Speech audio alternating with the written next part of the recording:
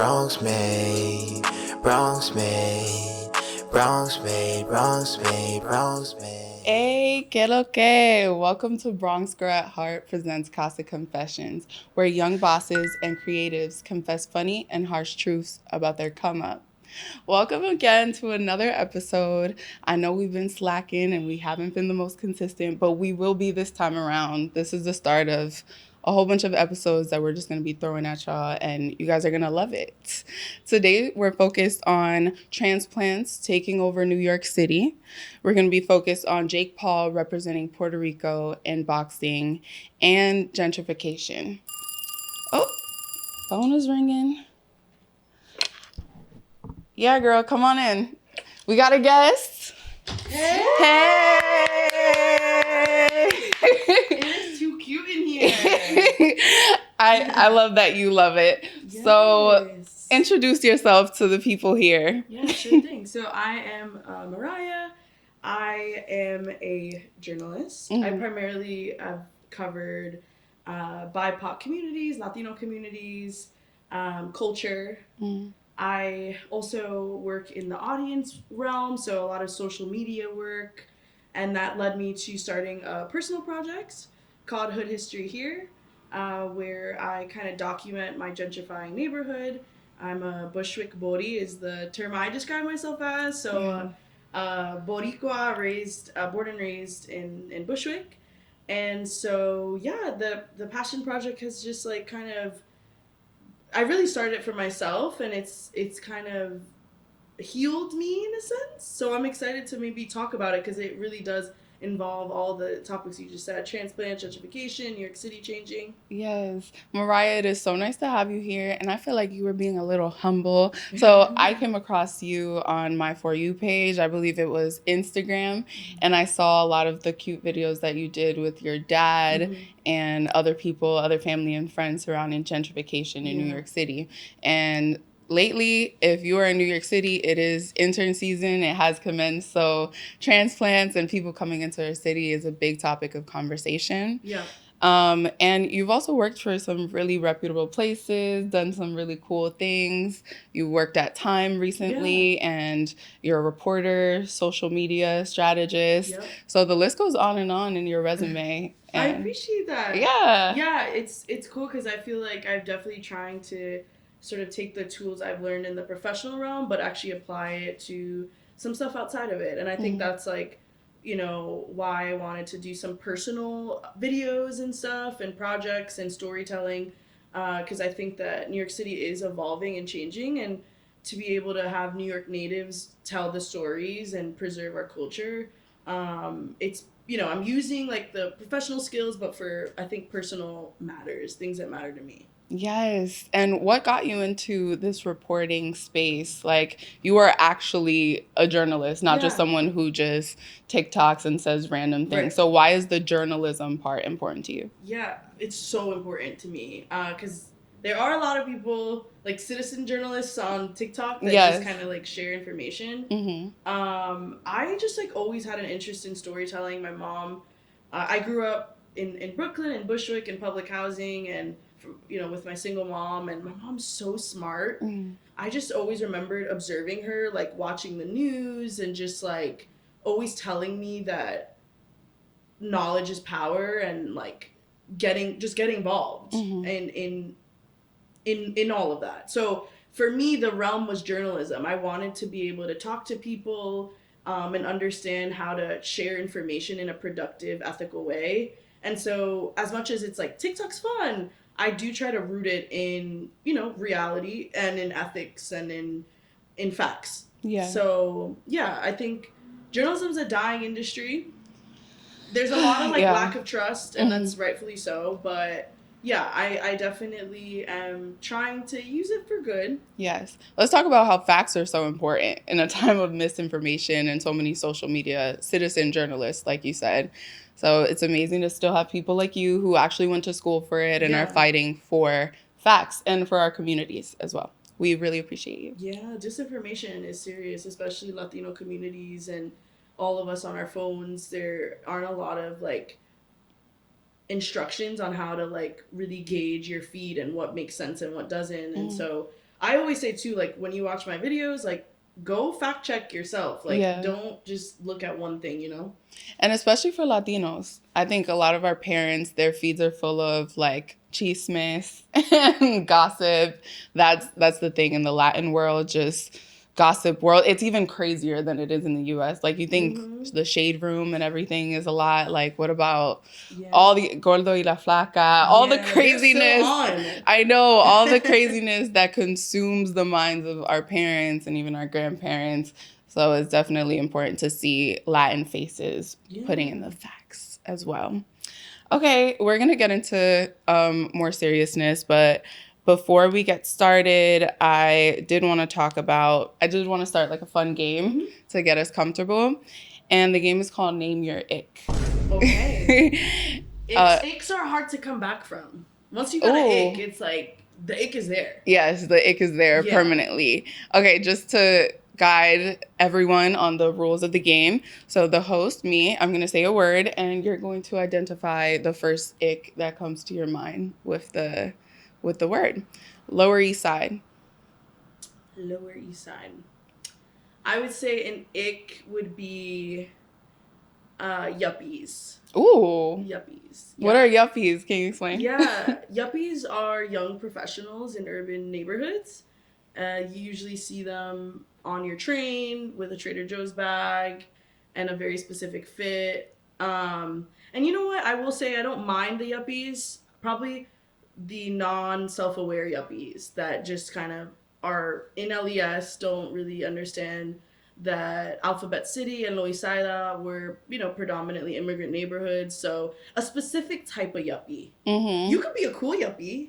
Oh, okay. Yeah. I think people, when it comes to the transplant conversation and gentrification, people feel stuck, I'm sure. Because it's like, okay, I have a job in the city. Okay, I need to move. Mm-hmm. This is the rent that I can afford. Yeah. What am I supposed to do? How am I supposed to move into a neighborhood and not ruin everything? There's so much nuance in this conversation of gentrification. I think people really want it to be like one or the other. I left for college and I moved to Washington, D.C., which was known as the Chocolate City, another predominantly Black urban neighborhood area, right?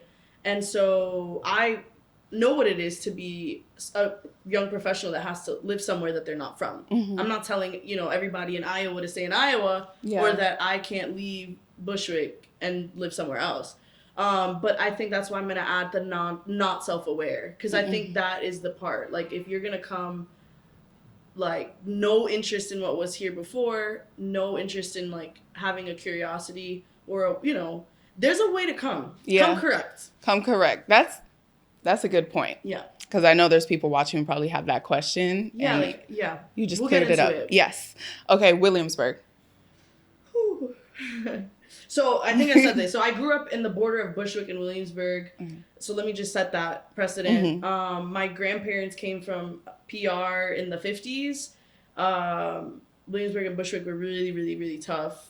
The south side of Williamsburg, Los Sures, was all Puerto Ricans. The north side was Italians, a lot of beef. Mm-hmm. So understand my context of Williamsburg and Bushwick is the hood, right? Okay. Not what we're experiencing today.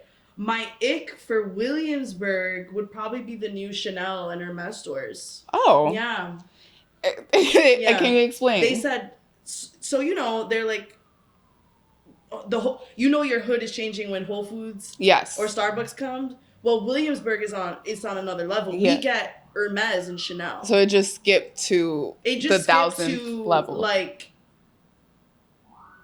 Manhattan, like, it's not even, like, it's like crazy. Yeah. I can't even understand it. And who's affording Hermes and Chanel? Well, apparently all of the newcomers that can, you know what I'm saying? Mm-hmm. Like, Williamsburg is unrecognizable. Yeah. Yeah. Agreed. Bushwick is next. Bushwick ick would be transplants that walk through the PJs without fear. Oh. Yeah. So would you, the PJs or the projects, I'm sure everyone watching knows, just want to clarify. Yeah. Okay. So transplants, what exactly is the ick in that? Would you prefer them to walk through the projects with fear? I would prefer they have enough fear to know not to walk through. Yeah.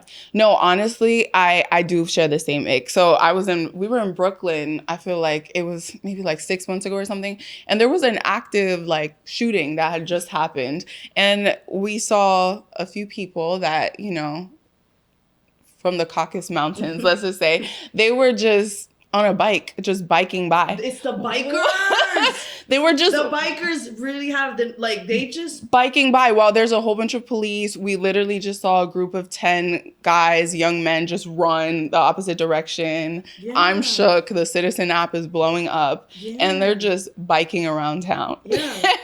And I have heard people say, like people that I work with, maybe transplants and stuff like that. I've heard people say, New York is so safe. I feel like I can walk anywhere at any time of night because there's always people, there's always lights. Yeah. So there are people that feel safer in New York City. No, ignorance is bliss. I mean, if you didn't grow up in a Bushwick or Williamsburg or, East New York, Canarsie, wherever in New York City, I mean, all of New York City and all these urban neighborhoods are being impacted right now. Mm-hmm. And we have the context. Like, the reason why New Yorkers, we're so proud to be New Yorkers. Like, I feel like before I'm Bori, before I am woman, I am a New Yorker, right? And it's because you go through a lot growing up here. We went through the mud here. Exactly. So it's like we have context. So I sometimes get invited to a brunch, in Williamsburg with friends, and I'm like, in the back of my mind, I'm like, oh my gosh, I remember this happened to me 2 blocks away, or that, this happened to my mom.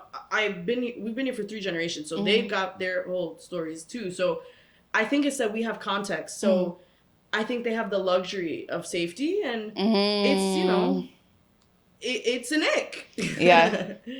I felt that 100%. Yeah. I felt that 100%. Because the other side would be like, okay, would you want us to feel unsafe in your neighborhoods? Would you want us to be Karens and just call the cops on everybody? That would be the opposite way to look at things. Yeah. Well, I think it's like figuring out, like, where's the onus of, like, who comes and when and how and why, right? So it's like, let's start at the question of, this is a working class neighborhood and you are coming into our space, right? Yes. It's modern day colonialism. You see everyone up in arms about Christopher Columbus, but I would argue, what is the difference between now and urban communities having working class, immigrant, low income people existing in a neighborhood and having other people come and say, well, let me just, let me sit right up in here and let me claim, right? And let me forget and let me ignore. It's the same thing. Yeah. So I think the root of it is, let's address that before we even talk about you feeling safe or not, because you're entering our space. So I don't really care if you feel safe or not. Right? That's agreed. That just made me think, completely random. That just made me think of the other day I was at Max Deals, which is like a discount store by us. And then there was this man that clearly a transplant, and he got upset because they wouldn't take cash back at the store. Yeah, it's like, like they want like accommodations. But it's like, you're entering our space. Yes. Yeah. So I think ideally, like, a transplant would, and we going long on this one, I'm sorry. Yeah. A transplant would probably try to understand what NYCHA is and how we've, what we've gone through in these buildings. And I think then, maybe you don't have to, like, further stigmatize it, but that isn't, to have the ganas to just walk through, like, no problem, I think that's not right either. Yeah. So, yeah, I think all nuance, like, Agreed. There's a gray in this. Agreed. So House of Yes is next on the list. House of Yes. Yeah. Okay. Hard to not know about House of Yes if you go out in Bushwick. I would say the ick House of Yes would be, I guess, the slight lack of self-awareness for some of the crowd / the House of Yes owners themselves.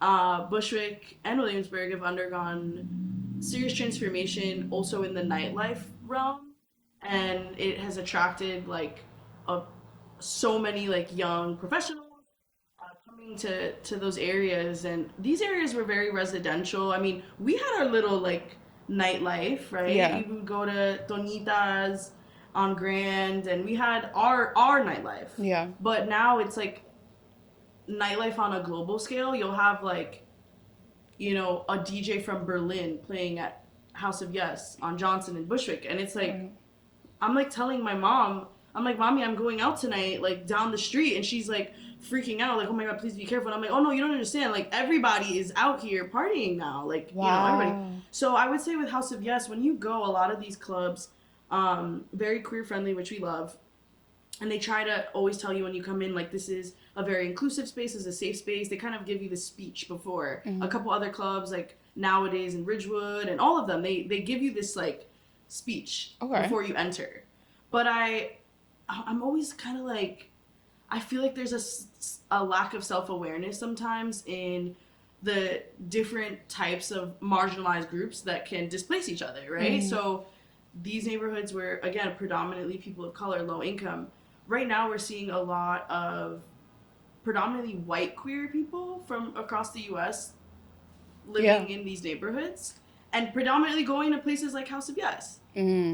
So let's talk about white queer privilege. Do you feel like that's a thing that's happening? Yeah, it's interesting because, like, so like for LES, when we were talking about LES, a lot of artists were part of the development and displacement of low-income immigrants in the Lower East Side. There's this art movement, and they existed down there, and then as rent gets more expensive, they move, they crossed the water, they came to Williamsburg, and they got their lofts. And I remember taking the L train, you know, growing up, I grew up on the L, and I remember I went to school in the Bronx, so I was commuting like crazy every day. Yeah. And I would just people watch. This was before iPhones. I would just be, you know, staring at people, and I noticed every few years I'd be like, oh my gosh, Mommy, like they got off, you know, on Bedford right after Manhattan. And then I'd be like, oh my God, Mommy, they're getting off with us. Yeah. And then I'd be like, oh my gosh, they're staying on the train. Like, we get off and they're staying on. Yeah. And it was this like visual representation of like, oh, it won't, surely they're not going to come to us. Like they don't like it, you know? And I'm only 26 years old. Like, this is a very short span of time to feel shame and embarrassment of a neighborhood to then it be celebrated for things like nightlife. And I would say that, yeah, it's a lot of, I'm noticing, because I myself, you know, identify as queer, and this was thinking, like, queer people always existed in these neighborhoods because we're everywhere, but I don't think we have the same privileges to maybe live in the way that they shine now, right, in these neighborhoods seeking refuge and safety. And so sometimes it's like very confusing because I'm like, wow, like they see Bushwick and Williamsburg as like a safe haven for queer freedom, and I'm like, Latinos, there's like all types of homophobia and machismo culture and all these things where it's like, to try to switch my brain to be like, oh, this is now suddenly a place that I don't have to feel that way. I'm like trying to catch up myself. And I think the queer community coming has been, you know, it's great. But I think there needs to be some self-awareness. Like, you know, low-income people used to live here, you know? And like, sometimes there could be those intersections of like, all of those things being true, like queer people feeling safe there, but low-income people of color, who also might be queer, going through the loss of their hood at the same time. Oh my gosh. And it's crazy how you said, like, even your parents, which are just, you know, 1-2 generations behind, they don't even realize, they haven't even been able to catch up to all the changes that have happened. It's so funny because my mom, you know, she is like a Bushwick body. Like, her dad came when he was a, you know, orphan from PR, like 18 years old. And she knows nothing but Bushwick. Wow. And I tell her, I'm like, Mommy, like this, that, and other, but she's so in her community. She's so like surrounded with, you know, Puerto Ricans in her community. Whereas I, you know, first to go to high school, first to go to college, first to leave New York, first to work in this type of professional career. So I'm constantly in rooms and in spaces with people that are not validating my experience as a Puerto Rican in this neighborhood, right? Yeah. I have white coworkers that now live in my hood and they're raising white children there. I have, you know, friends from college that the first place that they're going to move when they come to New York City because they can afford it is my hood. Wow. These are all like things that I'm kind of isolated in my age, I guess, that my parents aren't relating to, where I'm like, to be this age and for your hood to be changing is interesting. And bringing it back to House of Yes, like young people I want to experience nightlife. So it's kind of like, really interesting. Like, I remember going to Mood Ring and remembering things like happening to my family, and I was trying to dance and enjoy myself, and I realized there's a lot of stories and histories here, and nightlife is supposed to be free and fun, and so I wish House of Yes would continue, and they've started having more local DJs, hosting community events, having an awareness. This used to be an area where brown people lived, brown and black people lived. And that's really helpful. I appreciate that part in your answer. Like, there are things that people can do to make things better for the people that have been there for a while. Yeah. Okay, last one on this game, transplants. Transplants. An ick. I would say the ones that have a lack of curiosity. I think we were talking about this before. It's inevitable. We live in New York City, a very desirable city. People want to live here. Yeah. People watch Friends and Sex and the City and every rom-com of the early 2000s. I love New York City too. I just didn't choose to love it. I just was born here, and I think people forget that this is also just home to people. So a lot of people that come here, they're able to go back home to wherever home is for them. And you want to go in peace. And sometimes I want to come home in peace as well. And so I think that, yes, it's inevitable that people are going to come. Have a curiosity. Try to understand and know what is the space that you're entering, what used to be there, and how you can, if you are going to live there, be a pleasant neighbor, a pleasant person. Agreed. That's a good theme in this conversation. Just be curious and don't be an asshole. Basically, that's the main idea here. And we're going to get further into transplants. That's a good segue into the next part of the conversation. I wanted to just talk about the new trendy establishments and restaurants that are coming into these neighborhoods and the effects that they can have on the community. So you mentioned Hermes and luxury stores. Is there another neighborhood change or addition that has triggered you recently? Yeah, I have a story. I went to get ramen in Midtown with a friend. It was really yummy. It's called Ichiran. Okay. Highly recommend. Nice.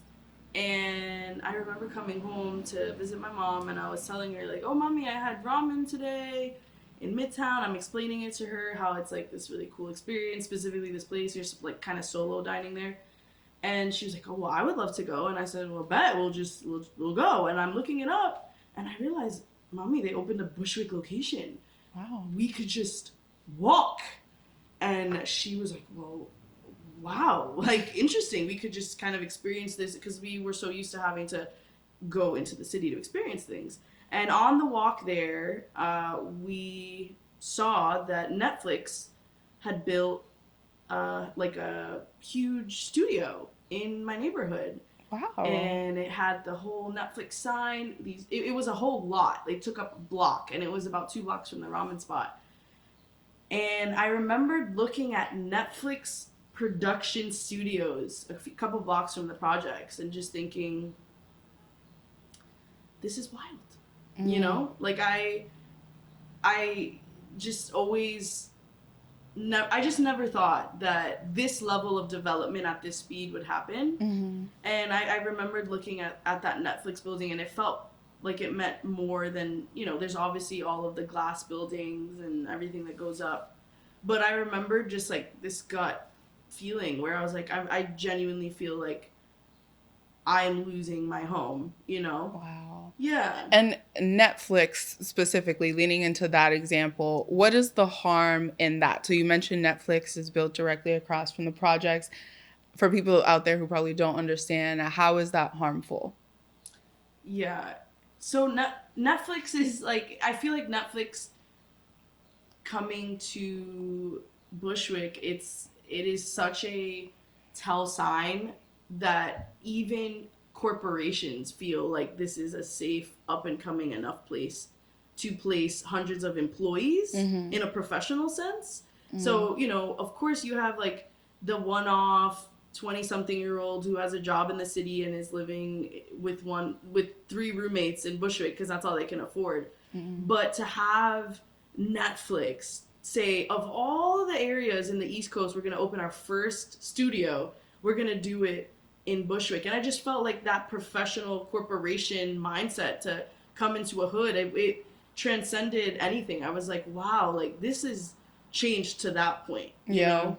And so Netflix employees, a couple blocks from the P's. Yeah. Wow. Okay. And we've talked about transplants, but really this is a part of a larger conversation of gentrification, and that is the center of a lot of your work. So what is gentrification? Do you have a clear way to define that for the people listening? Yeah, gentrification is essentially when low-income neighborhoods have wealthier people move in. They tend to develop a space, and so there is this kind of developer element as well. It's not just the renter, it's not just that, but it's like people of a higher bracket coming in, and it tends to then lead to displacement. And that displacement, unfortunately, tends to push people out.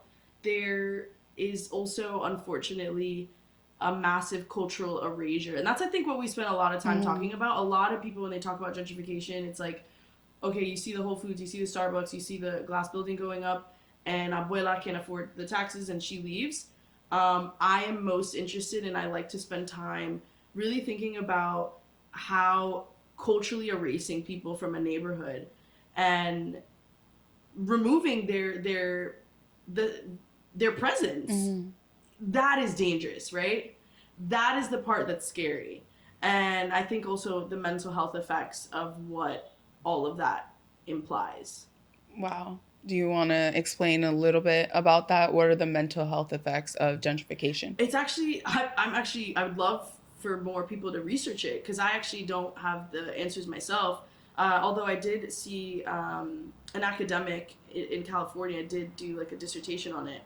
But it's severely understudied because we are still, witnessing and undergoing it. But I started thinking about it because I was having mental health issues. Every time I'd come home, I would see the Netflix building. I would see my grandparents', house that I grew up in was no longer there.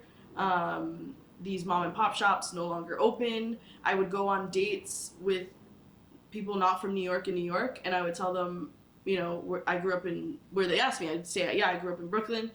And when I would say Bushwick, they would have a perception that I lived like a different life than I lived. And I would be like, I feel gaslit right now. Like I grew up tough, and you're telling me that you perceive this as like something else. Yeah. Like we're living two different realities, Wow. And so I just started having these these anxieties and severe sadness. And so I think that it needs to be more looked into, but that's why I did my project, was because there's different ways that we're all contributing to preserving our hood, right? There's some people that do archiving work. There's some people that draw paintings, and there's some people that make musicals about the Heights, and there's such a range of contribution. There's some people that are actually working in government roles or activists, but I'm a journalist, and so for me, my mental health was hurting because I felt like people didn't believe me when I said that Williamsburg used to be Puerto Ricans and that Bushwick used to be low-income people. And so I think I decided, actually, I talked to my therapist and I was like, I'm really struggling with this. And she was like, I think you need to be proactive. And so because I thought, well, what is my contribution? I am a reporter, I'm a journalist, and I can't go in the picket line fence because that's not my contribution, and I can't, I'm not gonna, run for office. Yeah. So I felt like, how can I help my mental health? Well, let me try to share this information in a helpful way. So I started making those videos for my mental health, like to just feel like because I can't make the developer not build the building. It's gonna happen. Yeah. But what I can do is tell the people moving in the building, did you know what used to be here, And I actually think people are more curious to know. They just don't know where to get the information. Yeah, that's why I appreciate you sharing that, because a lot of people probably relate, and good for you that you had some education when it comes to journalism and reporting, but there's probably people out there that don't have that outlet and are just feeling these emotions, and it may translate into anger or different actions. Oh, and I was angry. Yeah. Like, I couldn't start my project till I dealt with anger. You know what I'm saying? That's real. But I worked through anger. I like I said, I had moved to DC and I experienced what it is to be a young professional in a city I'm not from. And I feel like I have a lot of empathy for people. people that aren't from New York living in New York, I'm like, you guys have it tough. I could go to my abuela's on Sunday and have her food and go, you know, hug my mom, you know, when I need to. So, like, shout out to y'all for doing it without family. This is a tough city. But I think that, you know, if I have empathy for you, maybe you could return it too and understand that it's hard for me to come home and not have, you know, access to these mom and pop shops that I grew up in. Or my mom's in Nitra, so we have like the loophole of public housing, although that's now getting privatized. But yeah, like, to say that the only reason we can afford to stay in Bushwick is because my mom is in public housing is unfortunate. That's so real. I want to give you a hug. That's so real. I feel so bad that this is happening to all of us. No, but here's the thing, and with the project, I get comments from every city imaginable. Yeah, Philly, Chicago, in Europe. Because it's not just a New York issue. No, I mean, I will say this is like on steroids. Like I said, we got our Hermes and Chanel. Yeah, like, this is, you know, next level stuff. Yeah, but no, it's like every urban city is facing this right now. Yeah. Okay, and we're gonna pivot slightly, but we're gonna refer to celebrities who have commented on this issue, and someone who actually is from the projects, Jay-Z. Mm-hmm. In 2019, Jay-Z, in a New York City Webster Hall performance, he did a freestyle tribute to Nipsey Hussle, and part of his rap went like this. He said, "Gentrify your own hood before these people do it. Claim eminent domain and have your people move in. That's a small glimpse into what Nipsey was doing, for anybody still confused as to how he was doing, as to what he was doing." Mm-hmm. What are your initial reactions to that? This happened in 2019, but I thought it would be cool to loop it back into this conversation. I mean, it's so relevant. Yeah. I remember it was slightly controversial, him saying that. Yeah. I feel like I understand the essence of what he was trying to convey. I do think that his use of saying, like, let us gentrify our own hood was probably not the best word. I think he is right that, you know, I would love a scenario where we are investing in our neighborhoods and we are rehabilitating them. But I will say that, perfect example, I struggle a lot about the fact that the houses that my parents grew up in are no longer ours. Mm-hmm. They're like these like really metropolitan looking apartment buildings. And I always get comments of people being like, well, you shouldn't sell the block. Don't sell the block. Mm-hmm. And I'm like, I don't think people understand, like, if you don't have investments into the hood, this is what happens, is that other comes in and they make it nice for themselves, right? And so I am very glad to know that Jay was able to make it out the P's and do his thing. Yeah. But I think there's a slight lack of understanding of actually what it takes to rehabilitate a neighborhood. And I think it makes, I have empathy and I understand why when a developer comes and is offering a little bit of money to, you know, someone that has property and they don't have financial literacy was not a thing. You know what I'm saying? Imagine we had some financial classes, you know, growing up, but also, like, imagine redlining didn't happen. You know how many of us just couldn't have ownership in our hood because they literally would not give us loans. Yeah. We've been discriminated against in the housing system since the beginning. And so we have to really understand and think about all of that. And I think we're at a disadvantage to say, just, you know, get yourself right and make it happen for yourself. Like, I don't think that that's the reality unless, you know, imagine those people came in and made it better, but not to push us out, but to help us. But that's not their intention, you know? Yeah. But I would say that, yeah, like, the city, the community, everyone should have it, this obligation to, like, wanting to make things better. But it starts earlier. It starts at the school level. It starts at, you know, investing in public health. It starts in investing earlier. Mm-hmm. I hear him, but like how you want us to do that, Jay? Yeah, I think with the gentrify your own hoods comment, I feel like he was talking to other rich people, probably. Other rich people who grew up in those communities. Well, I think he had a quote after that was like, basically like, get out the hood, or you don't have to get out the hood, but get out of the hood mentality. That's real though. That's Hov. That's not me. Yeah. I get him. I think that's real though. I think it's real, but I'm unfair to say empathizing why people stay in it. Yeah. You know what I'm saying? Like, I have family members that are like, well, this is what happens when we didn't do anything with the block, and I'm like, you guys were facing the drug epidemic and every type of like issue in your neighborhood. What made you think you were just gonna be able to resurrect from all of it? A couple people do, but to say that a whole neighborhood is capable of doing that without investment, without like trying to get people to actually go to school, get a trade, invest in one another, address your mental health. We talking about mental health issues now. Our parents back then, all of this was like things that people were not addressing. So I think we're more equipped now, but home ownership is down. And it costs a couple mil to buy property in New York City now. So it's not the same as before. Agreed.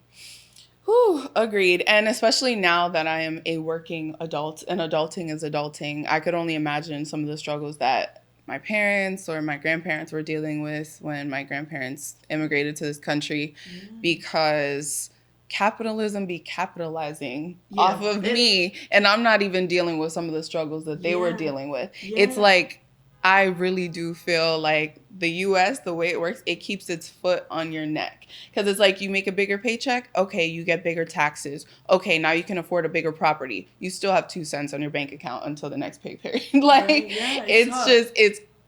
really tough. There's nowhere to go. There's nowhere to go. Did you see that meme that was like, dang, I should have bought that. I knew I should have bought that property when I was 3 years old or something. Right. Like, what were we doing slacking, not buying a house at 8 years old when I don't know why my mom was telling me not to go to the South Bronx by myself. I should have invested into those Mott Haven buildings. I should have did that. Yeah. I don't know why she didn't tell me to go over there. Well, the fact that I was busy in pre-K and stuff. I should have. That was their mistake. We should have invested early. Right. She should have got me together. Yeah. So we love Jay. He's agreed. Yeah. Now we're gonna pivot a little bit, because gentrification is not just happening in New York, as you mentioned. It is a U.S.-wide problem. It's also a global problem.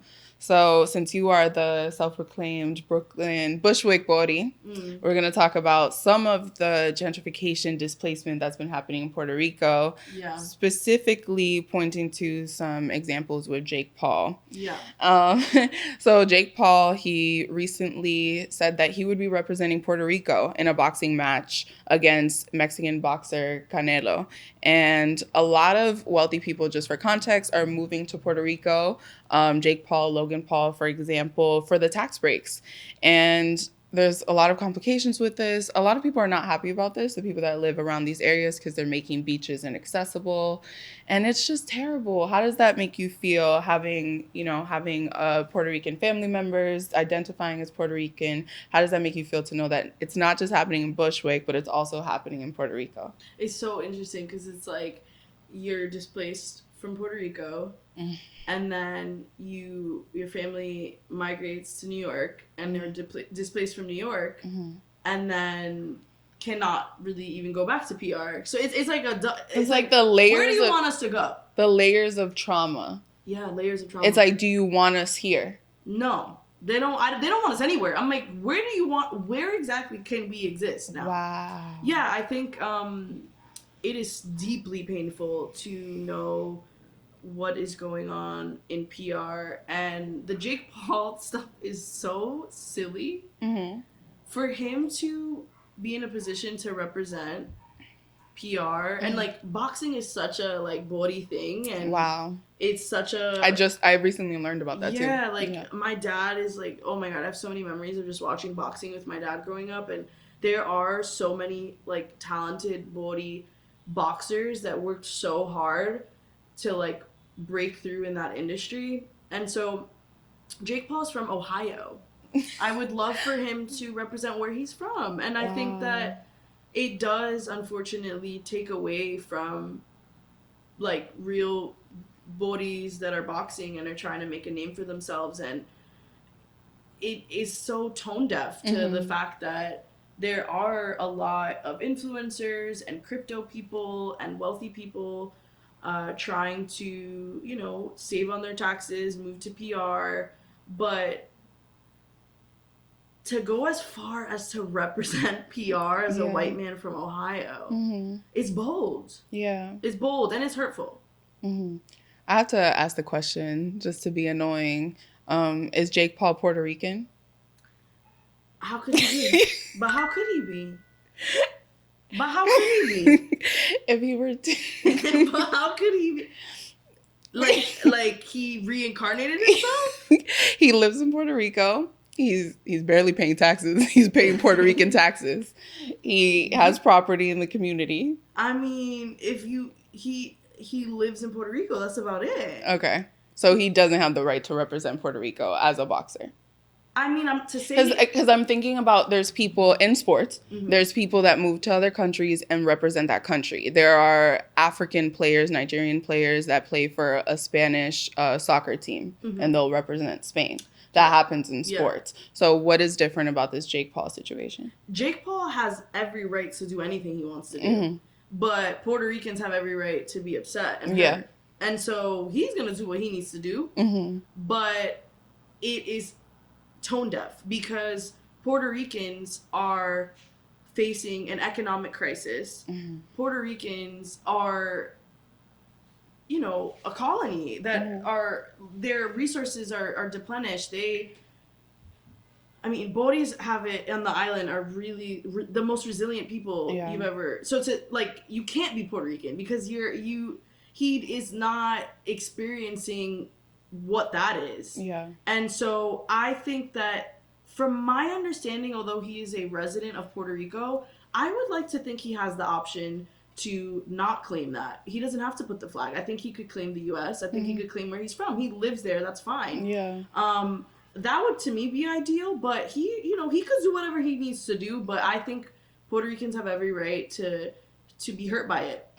How are Puerto Ricans fighting back against the issues that are happening right now? Yeah, I mean, Puerto Ricans are, again, I describe them as like the most resilient people I think I know of.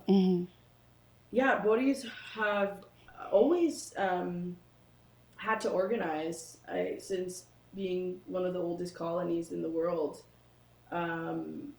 There has always been this activism at the root of their response to a lot of their oppression. And I think the gentrification that they're experiencing, being priced out, you mentioned the privatization of their beaches, that's also very much happening. And so it's a lot of on the ground organizing.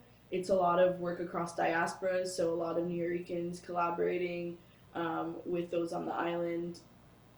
On my end, you know, as a good journalist, I try to shed light on some of this when it makes sense to.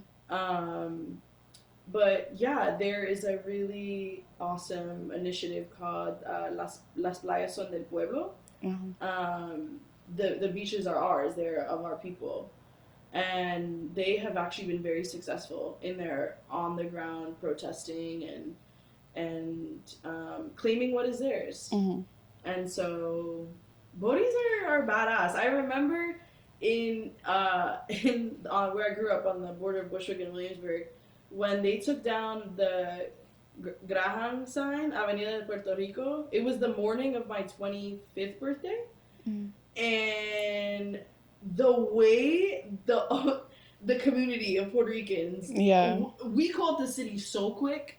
And we were like, where did our sign go? Because that is like so iconic to us. We've had that sign for like 60 plus years. Like whenever people doubt that Bushwick is Bori, I'm like, come to Graham and you'll see the little viejitos playing dominoes, the cuchifrito at the corner, and our little Avenida sign. And there's a permanence to that the city has that for us.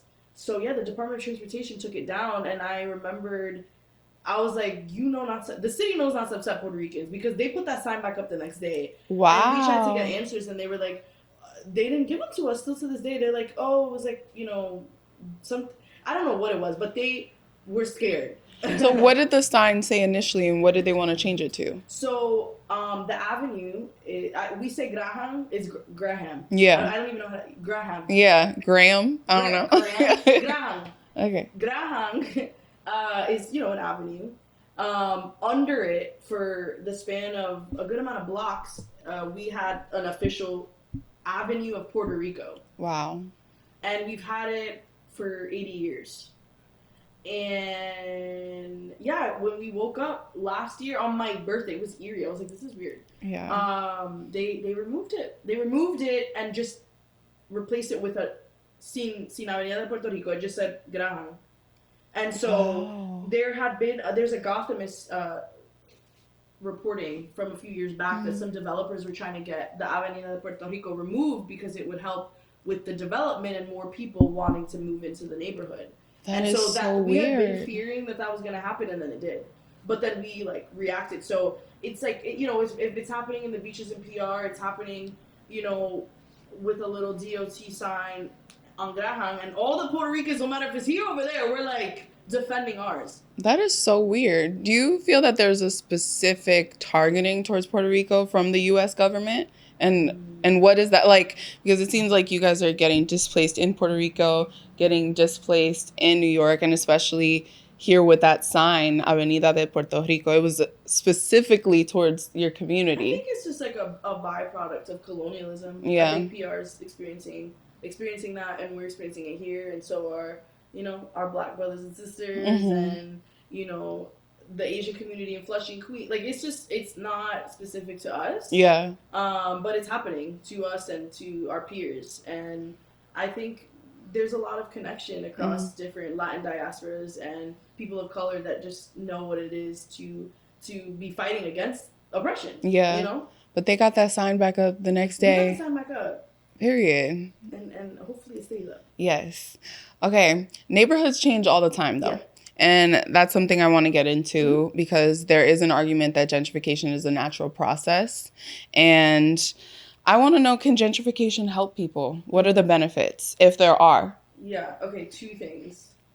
The first, can gentrification... So I think, and we kind of mentioned this before, that sometimes gentrification can be nuanced and layered. I explained to you a story earlier about being able to go to a very cool ramen experience down the block from my mom. And that's not something usually that could happen maybe 20, 30 years ago. Yeah. But, so maybe it's like, quote unquote, safer or new development or new opportunities. But if you remove the people, if you remove us and we don't benefit from it, then no, I would not say that is a positive, right? Who is it a positive for? It's a positive for the new people that are there. Yeah. I think, again, if you're in a situation where, you aren't being targeted by developer vultures that are trying to price you out, if you can afford taxes in the property that you do own and to stay, if you live in public housing as a loophole to stay in your hood, in a gentrified hood, maybe there are some outliers of people that are able to stay and experience some pockets of this. But then again, it comes with the other things of, like I said, your peers are no longer there. What if I don't want to go to Hermes? What if I want to go to Shoppers World or Rainbow or Pretty Girl, right? So it's like, who is it better for? Yeah. Is the question. It might be better, but it's like, for who?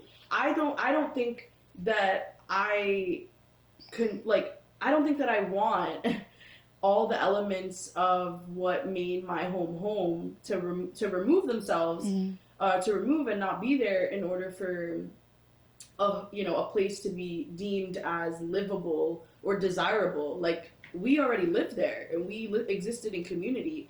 Back to the safety question, if you grew up in your hood, it getting better doesn't mean suddenly you feel safer. Because I still feel how I feel the last years I've always felt.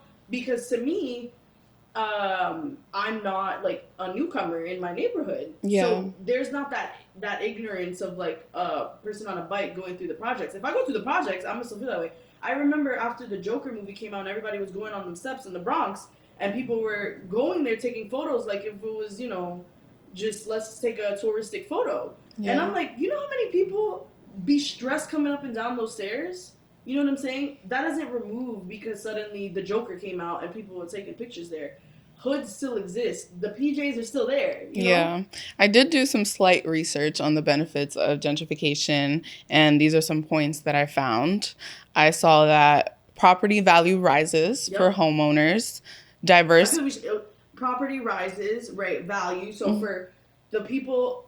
we gotta pause there. Okay. So redlining was massive in New York City and in urban areas. Brown, Black, Latino people struggled to be homeowners in New York City. We did not get the same loans. So these loans, they would give them to non-Black and white people because they felt like it wasn't unsafe, these unsafe neighborhoods.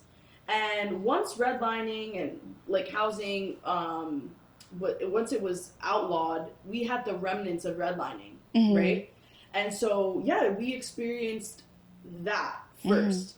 And I think that's like a really important point is our relationship to housing and ownership, home ownership, which is how you build wealth in this country. We were already at a deficit.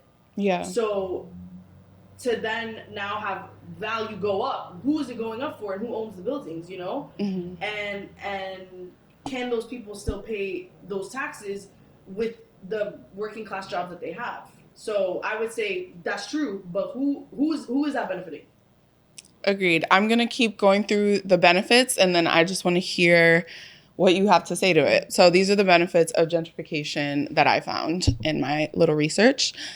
So property value rises, which you mentioned. There is the redlining issue, and then diverse dining, entertainment options, reduced crime rate, exposure to diverse cultures, and new job opportunities. What do you have to say to that?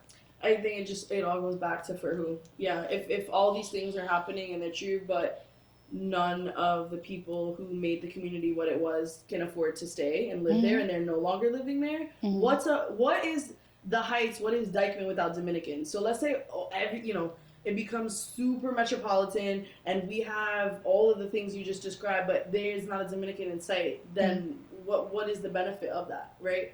So I think that. If all of those things are true in a way that doesn't displace and remove people from the hood, then let's talk about it, because then that sounds great. Yeah, sign me up. But that's not what's happening in reality, is what you're saying. No, I think it unfortunately it comes with the removal of us, and we can't experience the 6 things that you just mentioned. Yeah. Yeah. Now, a conversation we were getting to earlier before the camera cut off is what makes a real New Yorker. So we're going to pivot a little bit to how you define a New Yorker. I feel like it's so hard. Everybody has different barometers of what it is. What is your standard? I feel like I shouldn't hold the key to be like, you're a New Yorker and you're not. But no, that's fair. You were born. You said you went through the mud. Yeah. You were raised in Bushwick. You can tell us what you feel a New Yorker is. I mean, personally, I've heard the 10-year rule. I feel like it's either you had the school Metro card that we all had, or you have a child here who gets that Metro card. Oh, okay. Yeah. Okay. Like, have offspring that lives here. You've been here long enough where, like, now you got, But I think... What's the 10-year rule? The 10-year rule that I've heard a lot, I think Alicia Keys just did a video, was like, I think 10 years, like, when you start saying it, is that, once you've been here for 10 years, you could claim New Yorker. But for me, I'm like, why do you want to, like, claim it? Like, where did you come, where'd you come from? And, I don't know. I say... Did you grow up here? I do feel, and I guess I don't know if I'm defending them or not, but I do feel that New York is crazy enough that even a month here, you would feel like the impact of being in New York. Not to claim yourself a New Yorker, but it's like immediately as soon as you get here, it's like, okay, how am I going to commute places? Okay, I need to learn the train. So I feel like in 10 years, someone will, like, they understand the train lines they go to. They'll understand the blocks they can walk through, maybe not. They'll understand the super dynamic. They'll understand the cat in the bodega. Like, I feel like there's a lot of quick learning that has to happen in New York, or else you'll literally get pushed to the side. I think there's something to say, though, about people that know nothing but this, right? So, Yeah. like, those people have those 10 years, but they also have life outside of that. Yes. And I think there's something to say about the kid with the Metro card that only knows this. Of course. There's like so maybe it's like we could say there's a New Yorker, but then there's like a more rooted New Yorker. We need another name. There's tiers to it. There is tiers to it. That's fair. Okay. And now I wanted to talk a little bit about more of like the real New York City that you mentioned earlier in the conversation. So you mentioned that you grew up in NYCHA housing. And what is that stigma of living in the projects? What is that stigma that came with growing up in New York from the times that you remember it? Yeah, I would say, unfortunately, like stigma and shame were something that I picked up. First, like, I think, I know you had mentioned this, like being in spaces, different spaces that aren't just your hood may introduce those feelings like, oh, like maybe this is different, like, you know. And so I do think that what makes New York City special is our people, like just hardworking people, rustle bustle commuters, just trying to, you know, get food on the table and make it out here. And I think we are losing this grit and this like culture, really.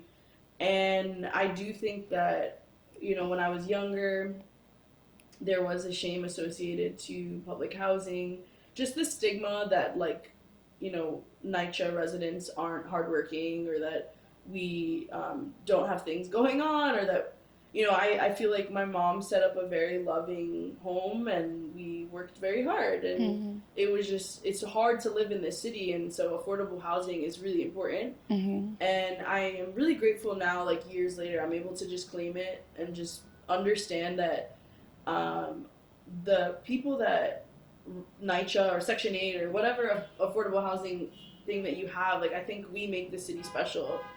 And yeah, I'm not as interested in like the super overdeveloped metropolitan New York City. Yeah. And if people get a chance to check out your work, I love the walking tours through Williamsburg that you did with your father. It was super sweet. I also love how you highlight local heroes, I call them, like on your TikTok and stuff. It's really informational, and it's cool to see that there's people doing this work when it comes to like preserving their community and preserving cultures, and they're doing it sometimes for no pay, and they're doing it without a spotlight. They're just doing it because that is like their life's work. And I love that you're giving that spotlight to those people. And we want them to stay there. That's what I'm saying. Like, I don't think it's fair for that overdevelopment to come at the expense of them, because I think they make New York City special. And I think when people come to New York, they think of, from my understanding, the grit and the this like rich culture, but it's like, how can we preserve that if we're also not pendiente and we're just overdeveloping everything and modernizing everything, you know? Like, I think people need to realize that, like, all of this could be, you know, at the expense of that potentially, and you want that mom and pop shop to stay. You know, you want your little hole in the wall bar, and your little cuchifrito, and, you know, we don't need Chipotle and, you know, what is that pizza shop? Two Boots? Two bros? Two brothers. Two bros. Two bros? Yeah. Okay, so how are New Yorkers, just to highlight the New Yorkers that are doing the work, how are we working to preserve our hoods? What have you seen? I think there's like a really great amount of like young people particularly trying to preserve our hoods. You're one of them. You know, I'll claim it. Yeah. I'll claim it. Or you hosting a podcast episode about you know, a disappearing New York City is that as well, you know, like wanting to have the conversation and talk about it, and such a contentious topic and nuanced, and I feel like we've been doing a good job of having that nuance, right? Because this is like a very hard topic. But there's so many people. One of my favorite pages is Nueva Yorkinos. Yes, I love that page. It's so awesome, and it started from a friend who is from Uptown. But every time she has like a Bushwick or Queens, or like every time she has a Bushwick Williamsburg submission, I'm always like so excited because it's an opportunity for me to learn my other peers and preserve that. But then I'll be reading stuff from Queens and the Bronx and even Staten Island, and like trying to understand better what other people's plights are in these neighborhoods and stuff. Sunset Park. And I feel like that's such a perfect example of like our generation taking the tools that we have now. This is a digital archive, right? There's a level of permanence to that. Yeah. And it's community owned and operated, and people wanting to submit and say, I have this story. And the photo albums that we grew up with, that's like such a part of our household, is like going through those photo albums. So little things like that. I think that's radical. I think to preserve our family photos and stories in gentrified neighborhoods, that's like so cool. It is radical, and it's really cool. I keep on going back to those walking tours you did with your dad, because that is a lot of time. That oral history is important too. Okay, so the reason I started the page, we were mentioning like the whole mental health, wanting to feel proactive, because I realized that, like you said, it's inevitable, it's irreversible. But what can we do to preserve? Yeah, that's like the key to all of it. And my dad, I grew up with my dad just being like, this used to be that, and this used to be He's that. just a walking bucket of knowledge, and a lot of our parents and grandparents are that. Oral historians, like you said it. And that's why I was like, you know what, let me pull out the camera and just record him talking, because I've gotten these stories my whole life. But I said, and when I said before about like it, transplants are going to come to New York City, I actually think that they hopefully do have a curiosity. They just don't know where to get that information. So it's like, if you're willing to listen to me about what used to be there, I'd love to share if you're opening to listen to it. And I think that's healing for me, to be like, people do care, and they do have a curiosity to want to know what a neighborhood used to be and how we made it. Pausing for a minute from the conversation of gentrification, I wanted to talk about your Bori background, which you're so proud of, and then my Dominican background. So I thought it would be cool to play a little game. Okay, fun fact. Okay. I was raised by a Dominican woman. So I'm like...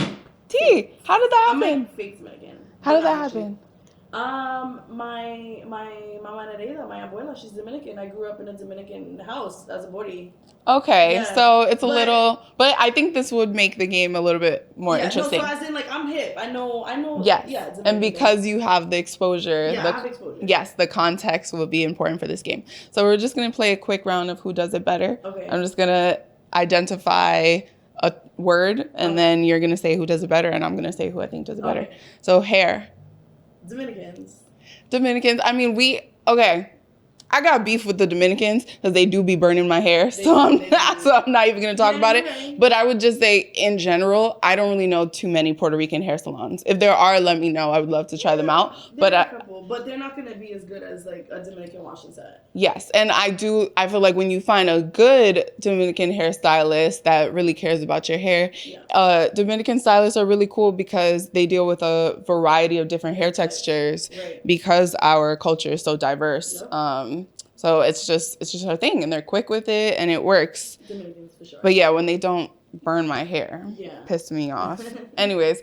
Or the ear, did you see that? Yes. So they will at a Dominican hair salon, you will get music, you'll get bachata, you'll get a spoon for your ear. When they go on the food run, when they order food, you'll get people coming in selling things to you. Always. Like the fajas and the earrings. You got that kid sleeping in the corner. The magazines from like 5 years ago. Yeah, it's an experience.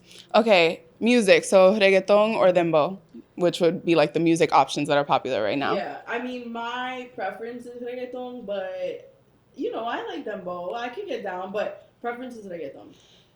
I hate this. I feel like, okay, so I love everything my culture. Sorry about the mic. But reggaeton is my preference, but I love them both too. Fun to dance. I need to get into it. Yeah. I'm planning on going to DR this summer. I'm going to learn all the moves, I'm learning. Yeah, so I will say Dembow in DR. Like, I've been to DR a few times, and every time I experience it there, I'm like, yes. Yes, getting into the vibe, getting into the culture, I love everything about it. But when it comes to like the music I'm gonna listen to, like, it's gonna be reggaeton. However, I have started listening to dembow like when I'm doing cardio, and it does get me into it. Yeah, Dembow and like perico ripiao, like fast merengue music. So I do love Dominican music. But if we're comparing reggaeton or dembow, the one that I listen to. I know. Okay.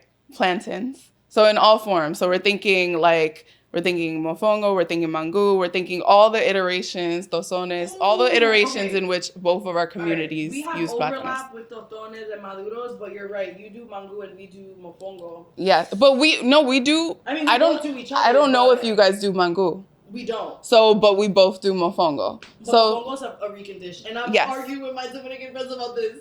I haven't been to Puerto Rico. I haven't been to Puerto Rico, but I've heard that the mofongo there is way better, and sometimes they do be dry at the Dominican restaurants. This body's claiming, mofongo origins, pero you guys do it too. The thing is with Dominican food, like Dominican and Puerto Rican food to me is my favorite, but it's in a sense sometimes synonymous. Like you guys got the bifte, encebollado, and like all these things. You know what I'm saying? The flavors are a little bit different. Yeah. But okay, I'm gonna say Dominican mango because that's my favorite. But we have to have the cebollas with it. Yes, of course we need I would say plátano. I mean, Dominicans, like, we really, really eat plátanos. I'm not that hip to Puerto Rican foods. I need to try more Puerto Rican food, like from a Puerto Rican restaurant.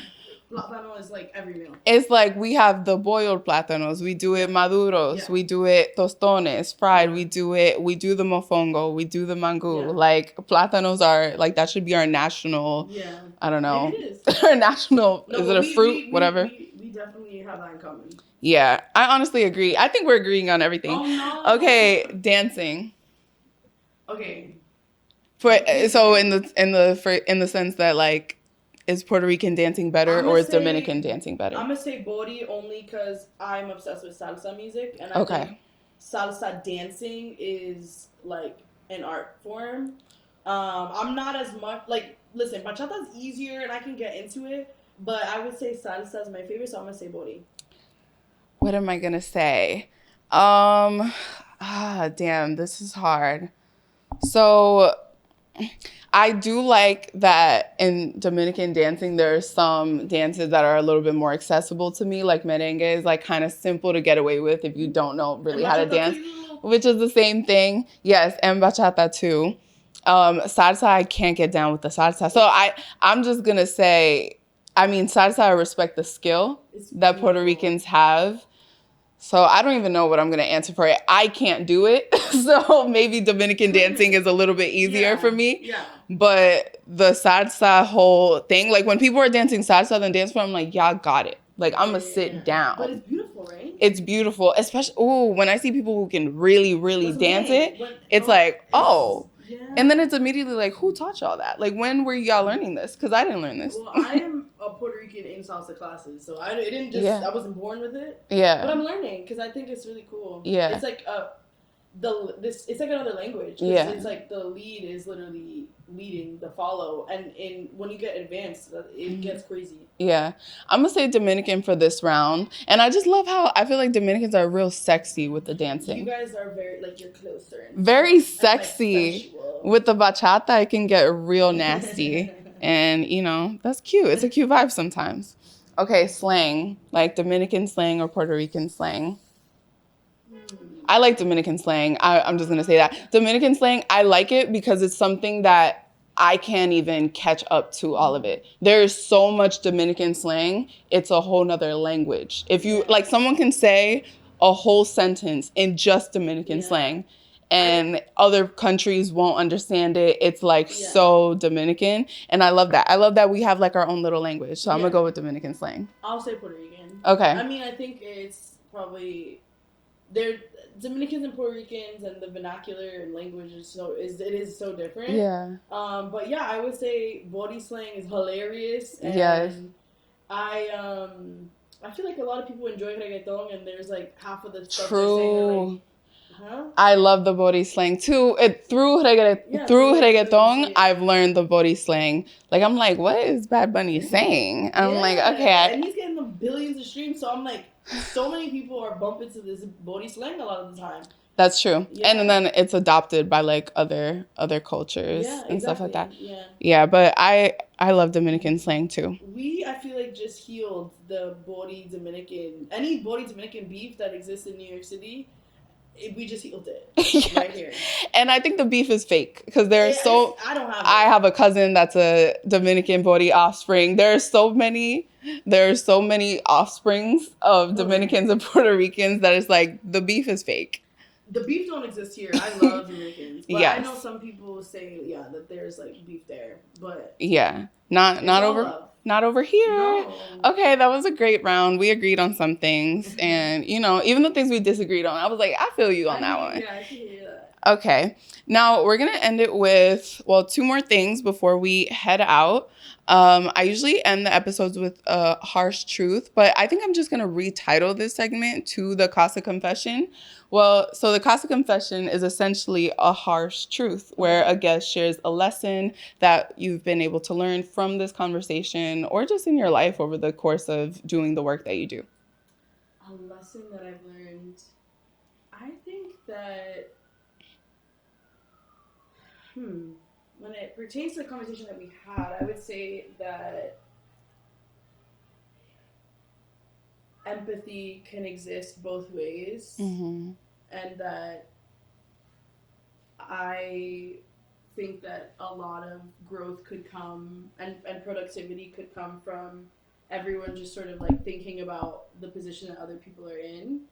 But I think, and I was saying this earlier, that I do feel like a lot of the time I and my peers in their gentrified hoods are empathizing in a sense, like, okay, coming to terms with things, but it's also like, I would love to encourage people that are moving to also give that empathy back and to think about, how they're participating in an evolving neighborhood. And I think there could be healing if both of those things happen at the same time. So not us coming just from a sense of just like anger and like, not offering a hand, I guess. And I think that that's the lesson is like you pointed these nuances of like, okay, well, these are the ways that neighborhoods evolving could help and stuff, but always centering the conversation back to I think, the origins of what neighborhoods used to be like. I think all those things at the same time hopefully make for a more productive conversation when it comes to this, because this is a hard one to have. Yeah, perfectly said. I agree. And I think the theme of this conversation was having that curiosity. And then, like you said, having compassion is a good way if you're moving into a new neighborhood or you're thinking about ways to avoid contributing to this displacement issue, is being curious and having compassion and empathy. Don't give noise complaints when you hear reggaeton in the street. Maybe consider going to, get your breakfast sandwich at the bodega and not at the new bagel Whole Foods place. Think about being kind. When you see elders that have been in that neighborhood for a long time, help, wave, be nice. Yeah. And for people that, also the people that are listening to the podcast that know this stuff and are struggling and dealing with the mental health issues that come with this, just know that like we feel you and we hear you. We both are experiencing that, have experienced that. And these are some things you can do. You can get together and talk. You can record these conversations, save that history, take pictures, use your art or whatever skill set you have to preserve our culture, because it's really important, really valuable. Yeah, make space for yourself and think of creative ways to preserve and feel better and have conversations with other people to not feel isolated, because a lot of us, like you said, are going through it. Yeah. And as you all know, you guys can obviously leave a comment, rating, review, so you can continue to hear conversations like this. And you can follow us at Casa Confessions Podcast on all social media platforms, definitely Instagram, TikTok, all of that. You can follow me on X at big_Lani, correction. And you want to plug any of your social media here? Would be a great time to do it. Yeah, my passion project is at Hood History here on TikTok. I would love to do more neighborhoods. I primarily interview my family and my peers and the business owners that I grew up with, but I would love to, get to the Bronx. Let's do Bed-Stuy. Let's do Sunset Park, Queens. Yeah. So always interested in collaborating and preserving other people's hoods. It really is healing. And yeah, my personal socials is at Mariah Espada. Yes, give her a follow. And yeah, remember to subscribe to this podcast. Please like this video wherever you're listening. Now, we always end with a song of the podcast. Okay. So what's a song that you've been listening to lately that you want to lead people out to? But before we get to that, that'll just be a part of the audio portion because YouTube will demonetize us. So bye, guys. We'll see you at the next episode. It was so great to connect with you all again, and we're going to be more consistent now. So see you guys. Bye.